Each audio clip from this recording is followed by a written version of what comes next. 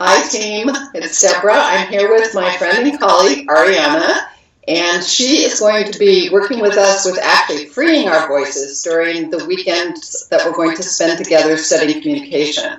So I'm delighted to have you here. And I just wanted to tell you my personal testimony is that Ariana coached me for Fire in the Heart to be able to sing in front of 500 people, which was beyond terrifying. And I really learned to trust her methodology and her actually her reading of energy. So I'm very, very happy you're coming. I am so glad to be coming with you. I adore you. I love being in circle with you, and I know that the women you attract are always fabulous, so I am just delighted. Good. So this is going to be fun, and it's an interesting place to start is that it's going to be fun because we're going to be studying communication, but also we're going to be studying what happens when our communication breaks down. So I'm going to turn it back to you to just tell us a little bit about what brought you to the point in coaching with the voice that you are now, and why you think it's an important, sort of physical exploration for us to do together. Yeah, voice is the foundation of communication. Unless you are a person who can't speak for some reason, our voice is our unique instrument of communication and connection. And how we use it is critical to whether or not we're actually truly heard and understood.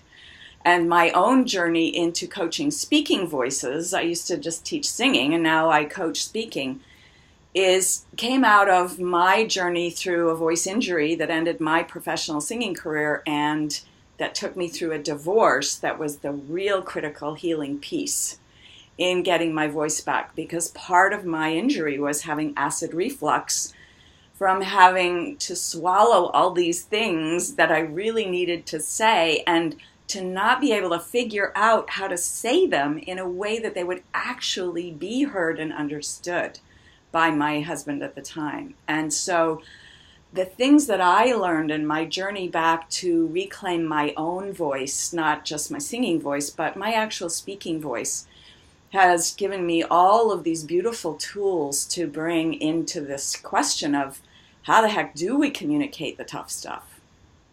That's beautiful. And what I love, I know for me, is that I'm a freezer. Like my physiology, when I get frightened, I freeze. Mm-hmm. And so one of the things that working with the body itself, the instrument, is it's a practice in not freezing. And I'm really excited about having that personally for me, and I want it for the women in the group too. I know that when I fight or when I'm afraid to go into difficult territory, I actually literally shut down physiologically. And so then I can't speak. And that's one piece that I'm really excited about, and also the whole tone of voice that everyone talks about in communication. If we can't hear it, we can't change it. Yeah, and we don't hear our own voices accurately, and this is a big piece of the work that I do, and I had to retrain myself to hear my own voice accurately to get my singing voice back. So that's been a part of my journey, and I just love talking about tone of voice because it is just so critical, and we'll be practicing that, and we'll also be practicing with the diaphragm and breathing. Of course, breath is voice, breath is life, and when we freeze, we lock up our diaphragm too.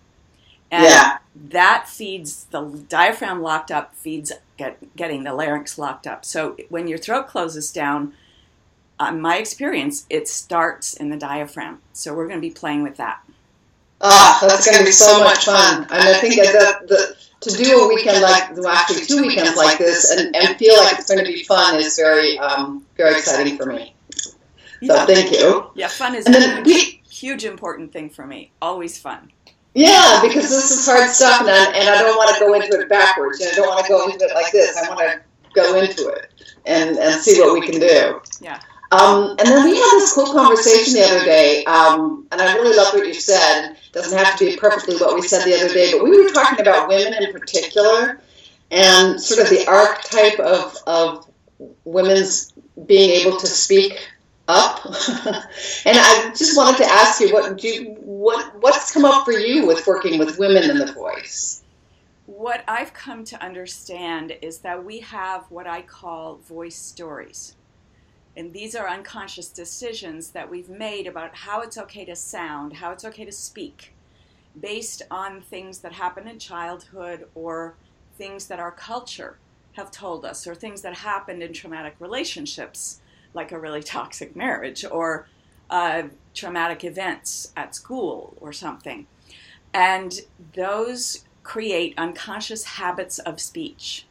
And we have cultural voice stories that say women's voices are less important than men's, that the voice of authority is male, and that we don't have to listen to what women say. What women say isn't important.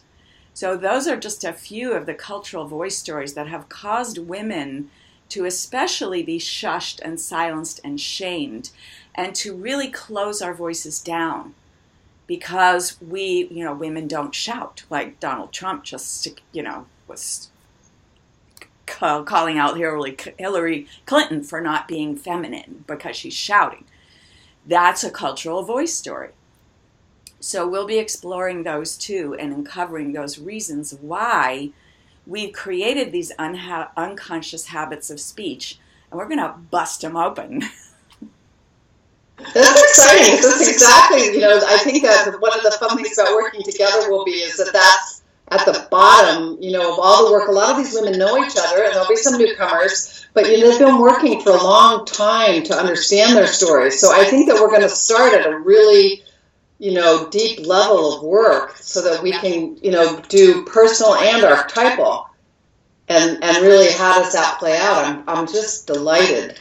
And one of the things I love to do with women is reclaiming the voice of the goddess, because the goddess has also been shushed and silenced and shamed and shoved down, and the archetype of the Great Mother has been sort of shifted into the Virgin Mary kind of thing. So reclaiming all of the voices that she of the 10,000 names. Yeah, beautiful. I know. I had for years. I had Kali on my wall, with her razor blades around. Yeah, that one. So I think we're going to have some fun and have the whole range of our own experience available, not only spiritually, psychologically, energetically, but vocally. Yeah. Woo! Woohoo! I know. Huh. Well, I told Ariana when we started that it's very hard to get any of us to listen to too long of a video, so we should stop now, but I am really excited. Thank you. Me too. Looking forward to meeting all of you. All right. Bye. Bye.